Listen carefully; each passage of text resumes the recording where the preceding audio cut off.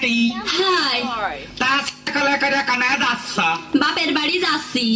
শুনলাম তোমার স্বামী নাকি তোমার ছেড়িয়া দিয়ে আছে হাই রে ভাই যাইলো আমার শাড়ি দিয়েছে ভাই কয় না ভাই কয় না ভাই কলে বুকির মধ্যে কিরাম থেকে ওঠে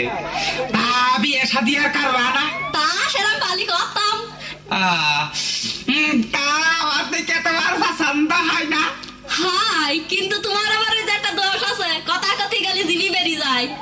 তোমারও তো একটা দোষ আছে তোমার 3 এর বিয়ে হইলে আর আমার দিয়ে বেরিয়ে যায় তাই সে আমরা একটা কাটাকাটি করে জানি সেটা রইতন পেবে নাকি তাই তো আমার রইতন কার সাথে গল্প করতেছে হ্যাঁ ও কিটা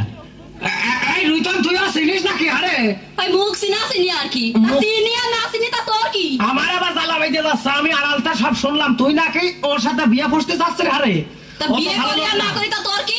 আমার কিছু তো বটেই ব্যাপার যাওয়া তো ভালো লোক না ও তুই ভালো চিনিস না শোন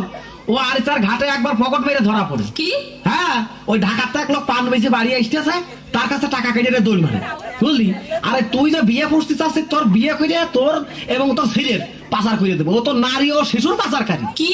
হ্যাঁ বললা তাই রে